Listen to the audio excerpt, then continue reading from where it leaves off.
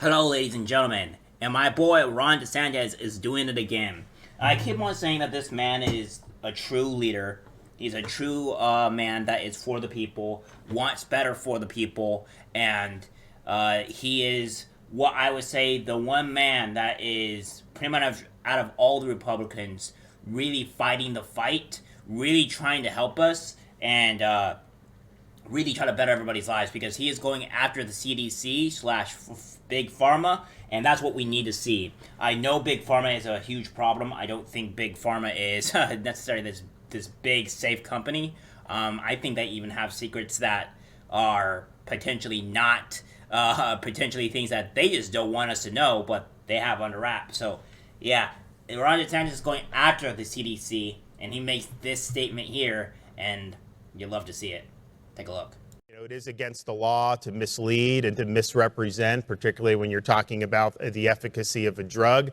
We see just recently, Florida got $3.2 billion through legal action against those responsible for the opioid crisis. And so it's not like this is something that's unprecedented. So today, I'm announcing a petition with the Supreme Court of Florida to impanel a statewide grand jury to investigate any and all wrongdoing in Florida with respect to COVID-19 vaccines. And we anticipate that we will get the approval for that. That will be something that will be impaneled, most likely in the Tampa Bay area, and that will come with legal processes that will be able to get more information and to bring legal accountability for those.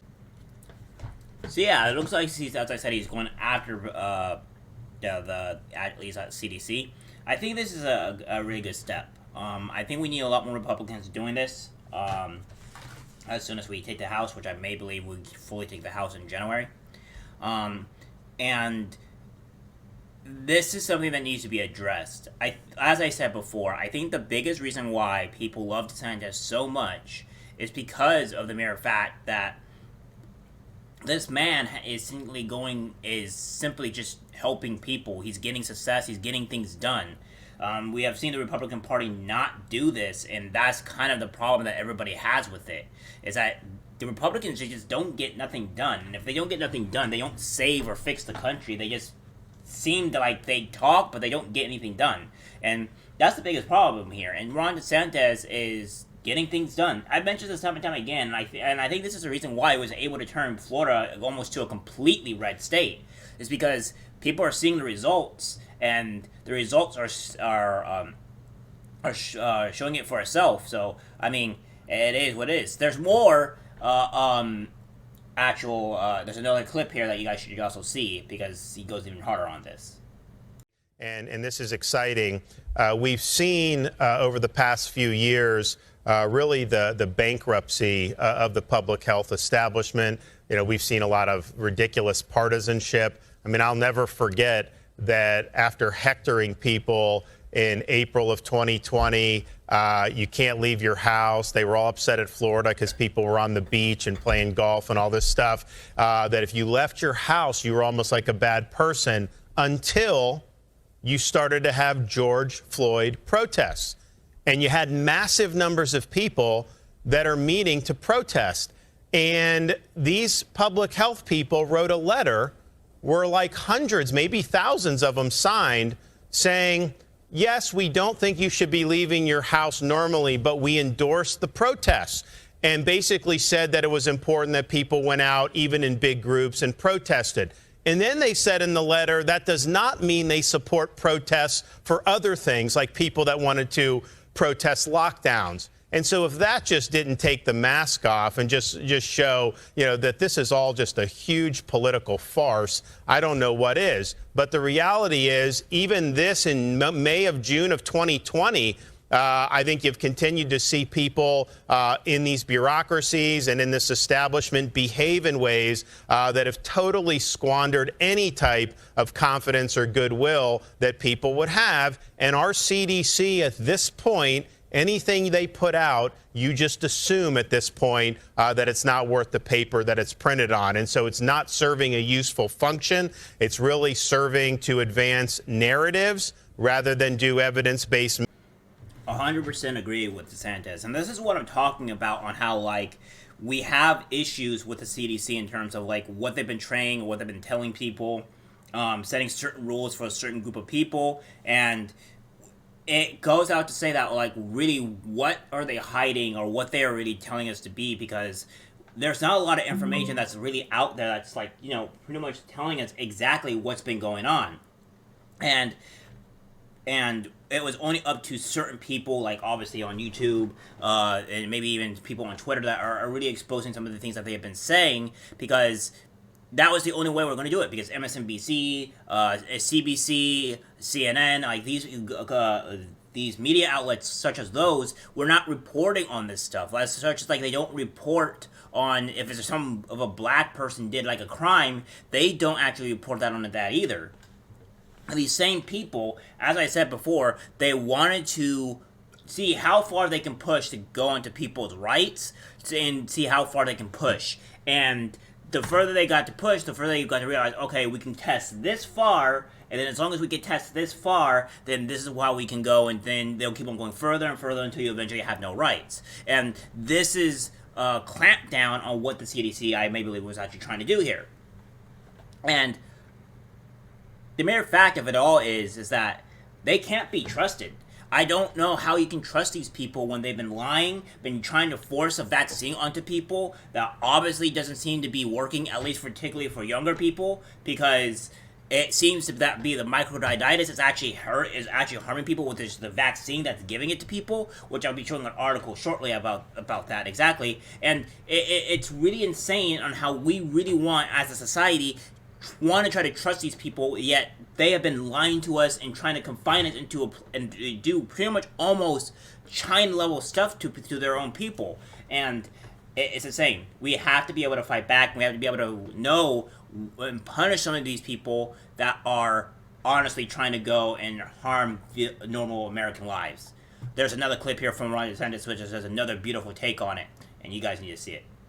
This issue and other issues with COVID goes back to an attempt to enforce one acceptable narrative on all these issues. And, you saw it with the censorship of Dr. Bhattacharya with Twitter. You also saw it with Dr. Fauci and some of these people saying that they needed to go after these people who wrote the Great Barrington Declaration. They wanted to not contest the ideas in that. They basically wanted to smear them because they didn't want to have any criticism of their lockdown policies. And so part of the reason I think it's been a bad response is because from the very beginning you had a lot of arrogance that it's our way or the highway, and anyone that offers any type of a dissenting opinion. And they were censoring from day one.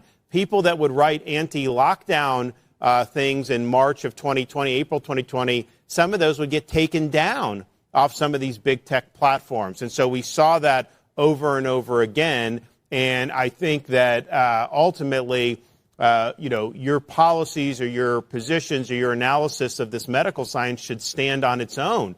And if it's not able to accept criticism, if you can't defend the policy against valid criticism, then maybe you need to be looking in the mirror. But that's not what these elites wanted to do. They wanted to just cocoon themselves from any criticism and to try to denigrate anybody that had a different way of thinking. So I think with the Twitter, what Elon Musk is doing, I think there's going to be a lot more that comes out with that. And I think that that's very important. But I think it's also important to say, Twitter is not even close to most of the censorship, what was going on. They're a much smaller company than like a Google or YouTube or some of these others. And I guarantee you everything that was going on in Twitter is going on in these others, if not even more so. And we got a sense of that when they went after us for having the opposing the masks, having the experts oppose the masks for these young kids.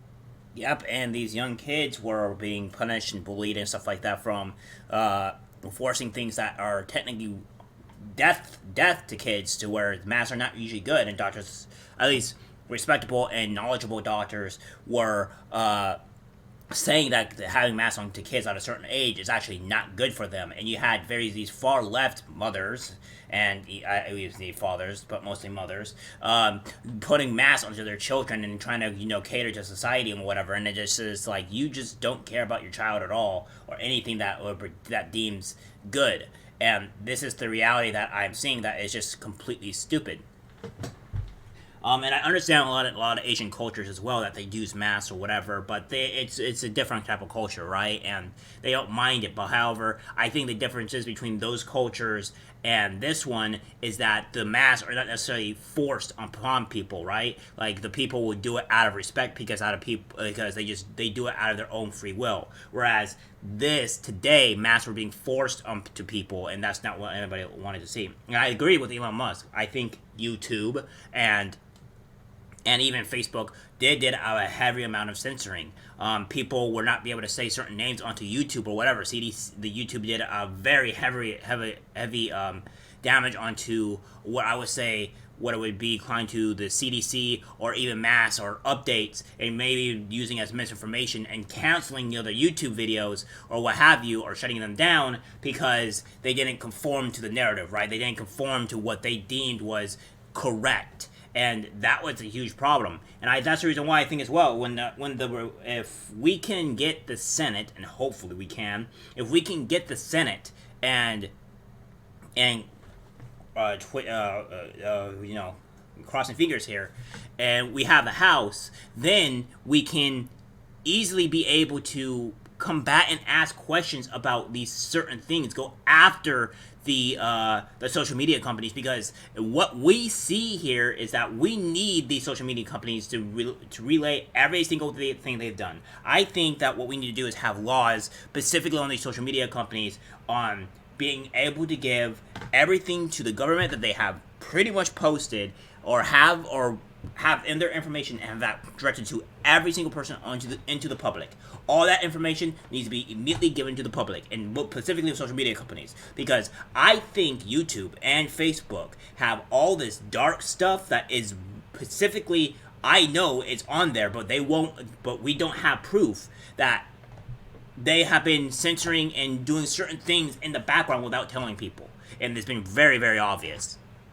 And we need to be able to combat that, and I think the only way we can be able to combat things like this at all is that we need to have people that represent the people, such as maybe Republicans or anybody that, I don't care. Let it be a Democrat for all I care, that would want to represent the people and go after the social media companies. Because at this point, it's like we need to have this because they have been doing some really, really crazy stuff. Because it's insane on how much influence or power that these social media companies have over the people, and rather the government for that matter. So I think Desantis on a good part there. Well, before I actually close this out, people, I will show this. See, as the Desantis forms pounded to counter CDC, a move decried by health professionals. This is obviously by the Washington Post, so take this with a grain of salt, ladies and gentlemen.